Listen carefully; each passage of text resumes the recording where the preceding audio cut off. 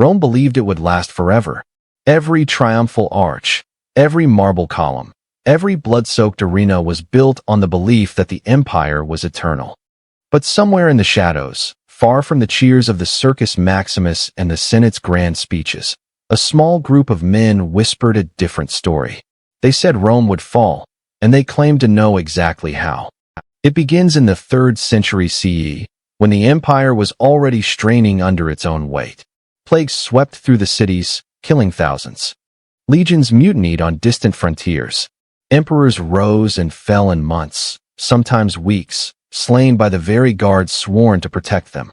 In this chaos, rumors began to spread of a secret society, men who met in hidden chambers by torchlight, poring over ancient scrolls, interpreting omens, and consulting forbidden oracles.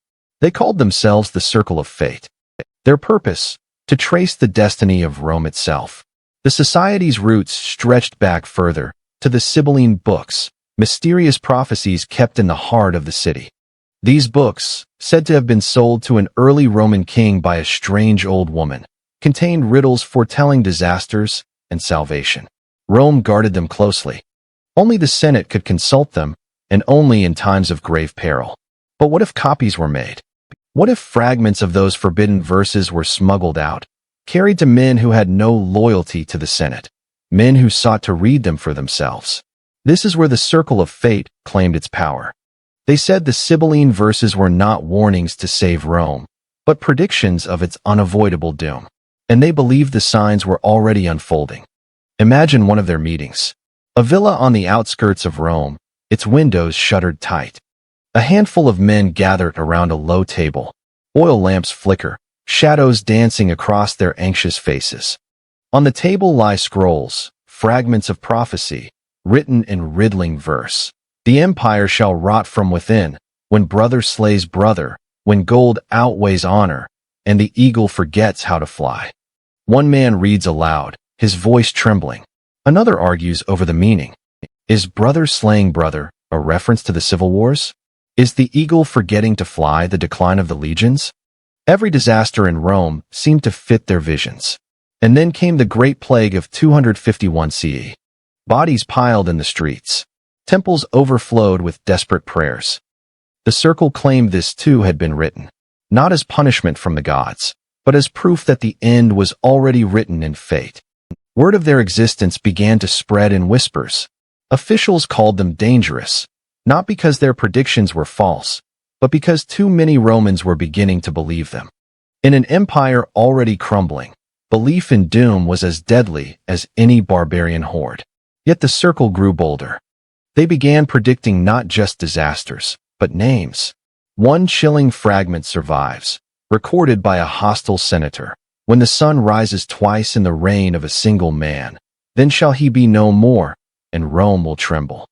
Not long after, an emperor was murdered at dawn, stabbed as he rose from his bed. 2 suns rising in one day, the light of morning and the extinguishing of his life. The Circle claimed victory. They said the prophecy had been fulfilled. But how much of this was real? How much was manipulation? Were these men truly prophets, or clever schemers twisting every event to their purpose? That's the danger of prophecy.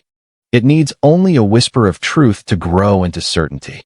And in Rome, a city drenched in omens and superstition, even the most powerful generals listened when prophecy was spoken. By the late 3rd century, the Circle's predictions turned darker still. They spoke of a time when the barbarians would flood the empire, when the city itself would be sacked, when the eternal flame of Vesta would sputter out. And they began to ask a forbidden question. If Rome was doomed, why remain loyal? Why not prepare for the new world that would rise from its ashes? This was treason, whispered in secret rooms. But it was a seed that could take root in desperate hearts. One night, a member of the Circle was caught, dragged before the Senate. He was accused of sowing despair, of undermining the empire. Under torture, he revealed fragments of the prophecies, verses that chilled even hardened senators. The wolf will eat its young, the Tiber will run red, and the mistress of the world shall become a widow. The Senate ordered his execution. His body was thrown into the river. But killing a man was easy. Killing an idea was not. The circle endured, hidden even deeper, feeding the belief that Rome's fate was sealed. And so the question lingers. Did the circle of fate truly know what was coming? Or did their words create a self-fulfilling prophecy, convincing Romans that their empire could not be saved? Either way, their shadow grew darker with each passing year. And the day would come when their secret predictions would collide with the empire's blood-soaked reality. The circle of fate did not fade after one execution. If anything, it grew stronger, because martyrs are powerful. The man thrown into the Tiber became a ghost story, whispered in taverns and barracks alike. They said his blood had cursed the river, and from that day onward, Rome's fortune began to rot. And so, when the circle next spoke, their words carried even greater weight. Their focus turned to the emperors themselves. Rome had entered what historians later called the crisis of the 3rd century, a time when emperors rose and fell like dice on a gambling board. Some ruled for years, some for mere days. The circle claimed it was all written in prophecy. One tale survives of Emperor Gallienus. A soldier loyal to him reported hearing of a chilling prophecy circulated by the circle. The rider with no sword shall fall by his own horse, and the empire shall fracture like glass. Gallienus was known for being more a thinker than a fighter, more philosopher than general. And when he died, speared while distracted by a horse rider's trick, the circle proclaimed their prophecy fulfilled. Word spread that the empire was fracturing like glass, as they had predicted, because civil wars and invasions erupted almost immediately after his death. Then there was Aurelian, the emperor who briefly reunited Rome. He was ruthless, disciplined, a soldier through and through. The circle whispered another verse. The restorer shall bind the eagle's wings, but in binding he shall bleed, and the eagle shall never fly the same again. When Aurelian was murdered by his own officers in 275 CE, after accusations of betrayal, the circle again claimed vindication. The restorer had indeed bled, and though Rome limped on, its strength was never the same. Were these real prophecies? Or were clever men simply reshaping vague verses after each death, using hindsight to appear prophetic? That was the genius of the circle. Their words were slippery, like smoke. You could not pin them down until the event had already passed, and then they seemed undeniable. But here is where the story turns darker. By the early 4th century, Rome was changing. A new religion was rising, Christianity, and the circle saw in it both a threat and an opportunity. One preserved account, written by a hostile Christian chronicler, accused the circle of twisting prophecies to undermine the old gods. The verses began to speak of a cross that would outshine Jupiter's lightning, of a shepherd who would overthrow emperors, of a new city that would rival Rome. When Constantine emerged victorious at the Battle of the Milvian Bridge in 312 CE, claiming the sign of the cross had guided him, many said the circle had predicted it. Had they truly foreseen it? Or had Constantine himself heard their whispers and used them for his own ends? And yet, even as Christianity gained power, the circle continued to speak of doom. They claimed Rome's conversion was not salvation, but confirmation of the prophecy. The empire was abandoning its gods, they said, and the collapse was now inevitable. One verse, preserved by later writers, sent chills down the spine of believers and skeptics alike.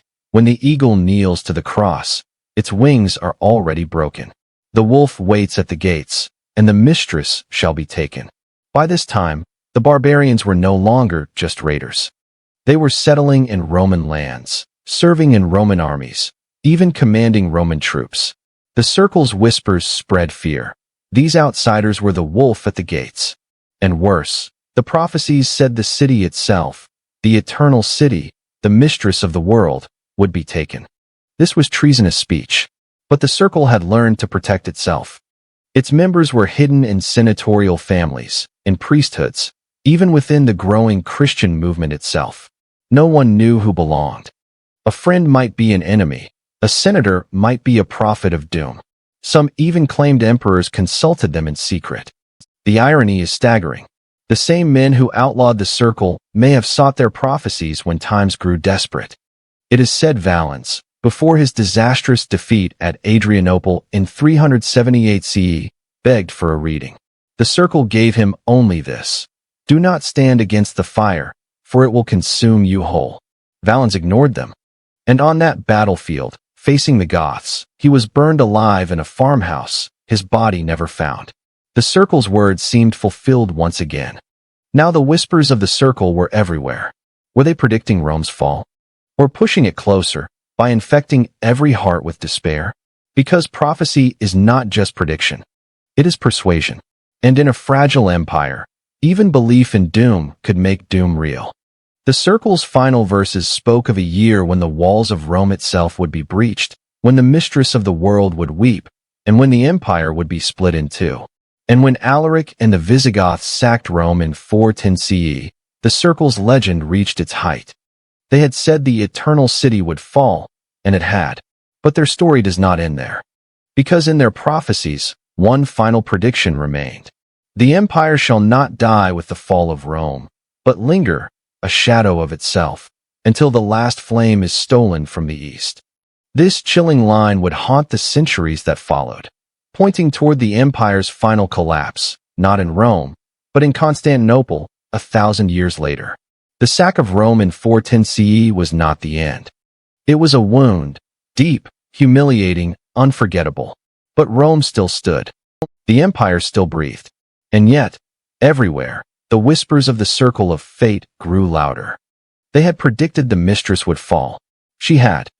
They had predicted the wolf at the gates. He had come. And they warned, the story was not over. The circle's verses now turned eastward. They spoke of a city of 7 hills that would outlast Rome itself. A city that would rise from the old empire's ashes. A city that would bear the eagle and the cross together. That city was Constantinople. When Constantine founded it in 330 CE, the circle claimed their prophecies were unfolding. Rome was no longer eternal. The torch had passed east. But they also said, the shadow cannot escape the fate of the flame. When the last light burns, darkness will claim it all. And so the circle's legend lived on in the east. In whispers at court, in hidden books in monasteries, in the dreams of emperors who feared that destiny was already written. By the 6th century, when Justinian sought to restore the empire's glory, the circle's words haunted him. Some chroniclers wrote that he consulted forbidden seers in secret, desperate to know if his reconquest of Italy would last. The answer was bitter. You may bind the eagle's wings again, but the feathers will wither in your hands. And indeed, after Justinian's death, his hard-won victories crumbled. Italy was lost again. Rome itself fell into ruin. Centuries passed. And yet, every disaster, every plague, every invasion, every lost province, was tied back to the circle's ancient verses. When the Fourth Crusade in 1204 shattered Constantinople, looting its churches and spilling blood in the streets, some claimed this was the moment the flame had been stolen. But the circle's final prophecy spoke of something worse. A true ending. The flame shall die not in the hands of brothers, but in the talons of the crescent. Then the eagle shall fall silent, and the mistress shall weep no more. And so the Byzantines lived with dread. They feared the prophecy even as they fought against it. For centuries, the Ottoman Turks pressed against their borders, stronger and stronger each decade. The circle's verses became less like whispers and more like a death sentence waiting to be read aloud. In 1453, it happened. The Ottoman cannons roared. The walls of Constantinople, walls that had stood for 1,000 years, shattered. The eagle fell silent. The last emperor, Constantine XI, died with his sword in hand, refusing to flee. And with his death, the empire of Rome, east and west, was finally gone. The circle's prophecy had come true. The last flame had been stolen. The mistress of the world was no more. But here is the deepest mystery. Did the circle truly see the future? Or had their words shaped it? Think of it.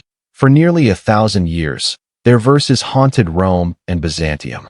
Emperors, soldiers, and commoners alike acted with their words in mind. And when you believe the end is coming, sometimes you help bring it about. Perhaps the circle was never supernatural. Perhaps they were philosophers, historians, and cynics who simply understood one truth. Every empire falls. And by cloaking that truth in riddles, They ensured their words would always seem prophetic. But still, the legend endures. Some claim fragments of their scrolls survive in hidden libraries. Some say their order never died, only changed its name. And some whisper that they still exist, watching every great empire, waiting for the cracks to appear, ready to speak once more of doom. Because if the circle of fate was right about Rome, what might they be whispering now about us?